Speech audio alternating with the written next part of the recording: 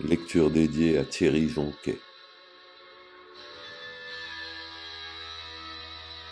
La mort de Balzac par Victor Hugo.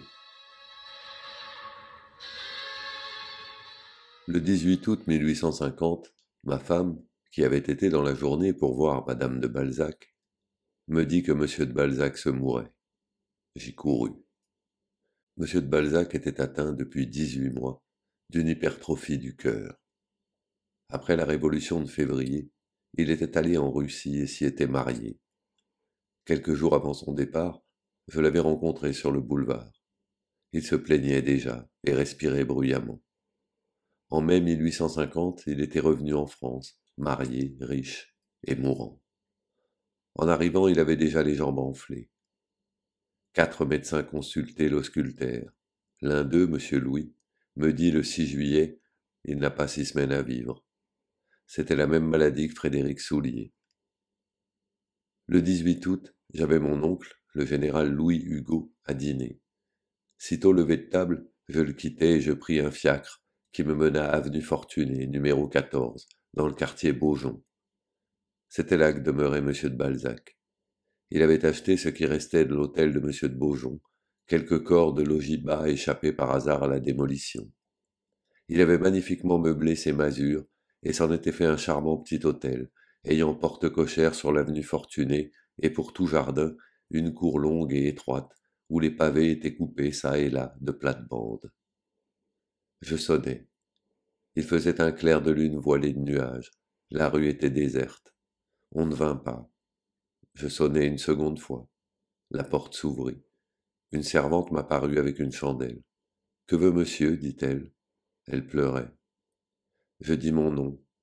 On me fit entrer dans le salon qui était au rez-de-chaussée, et dans lequel il y avait, sur une console opposée à la cheminée, le buste colossal en marbre de Balzac par David. Une bougie brûlait sur une riche table ovale posée au milieu du salon, et qui avait en guise de pied 6 statuettes dorées du plus beau goût. Une autre femme vint qui pleurait aussi et me dit « Il se meurt. Madame est rentrée chez elle. Les médecins l'ont abandonné depuis hier. Il a une plaie à la jambe gauche. La gangrène y est. Les médecins ne savent ce qu'ils font. Ils disaient que l'hydropisie de monsieur était une hydropisie couineuse, une infiltration, c'est leur mot, que la peau et la chair étaient comme du lard, et qu'il était impossible de lui faire la ponction. Eh bien, le mois dernier, en se couchant, monsieur s'est heurté à un meuble historié, la peau s'est déchirée, et toute l'eau qu'il avait dans le corps a coulé. Les médecins ont dit « Tiens !» Cela les a étonnés, et depuis ce temps-là, ils lui ont fait la ponction. Ils ont dit « Imitons la nature ». Mais il est venu un abcès à la jambe. C'est monsieur Roux qui l'a opéré. Hier, on a levé l'appareil. La plaie, au lieu d'avoir suppuré, était rouge, sèche et brûlante. Alors ils ont dit « Il est perdu » et ne sont plus revenus. On est allé chez 4 ou 5, inutilement. Tous ont répondu « Il n'y a rien à faire ». La nuit a été mauvaise. Ce matin à 9 heures, monsieur ne parlait plus. Madame a fait chercher un prêtre. Le prêtre est venu et a donné à monsieur l'extrême-onction. Monsieur a fait signe qu'il comprenait. 1 heure après, il a serré la main à sa sœur, Madame de Surville. Depuis 11 heures, il râle et ne voit plus rien. Il ne passera pas la nuit. Si vous voulez, monsieur, je vais chercher monsieur de Surville, qui n'est pas encore couché. La femme me quitta. J'attendis quelques instants. La bougie éclairait à peine le splendide ameublement du salon et de magnifiques peintures de Porbus et de Holbein suspendues au mur. Le buste de marbre se dressait vaguement dans cette ombre, comme le spectre de l'homme qui allait mourir. Une odeur de cadavre emplissait la maison. Monsieur de Surville entra et me confirma tout ce que m'avait dit la servante. Je demandai à voir monsieur de Balzac. Nous traversâmes un corridor, nous montâmes un escalier couvert d'un tapis rouge et encombré d'objets d'art, vases, statues, tableaux, crédences portant des émaux, puis un autre corridor, et j'aperçus une porte ouverte. J'entendis un râlement haut et sinistre. J'étais dans la chambre de Balzac. Un lit était au milieu de cette chambre, un lit d'acajou, ayant aux pieds et à la tête des traverses et des courroies, qui indiquaient un appareil de suspension destiné à mouvoir le malade.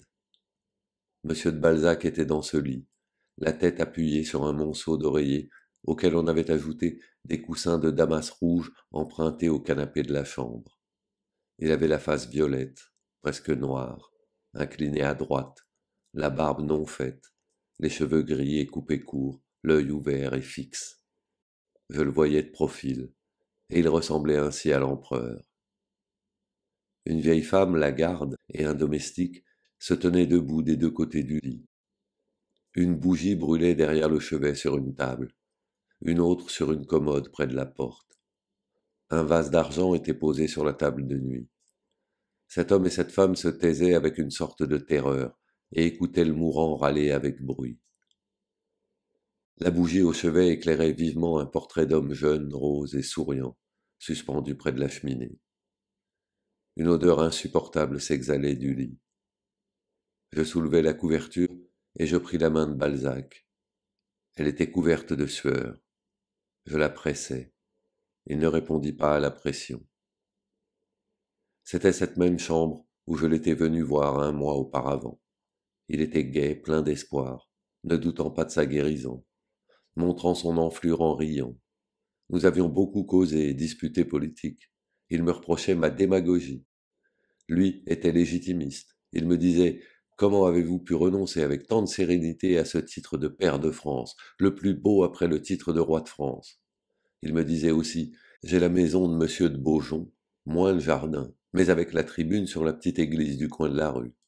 J'ai là dans mon escalier une porte qui ouvre sur l'église, un tour de clé et je suis à la messe. Je tiens plus à cette tribune qu'au jardin. Quand je l'avais quitté, il m'avait reconduit jusqu'à cet escalier, marchant péniblement, et m'avait montré cette porte, et il avait crié à sa femme: surtout, fais bien voir à Hugo tous mes tableaux.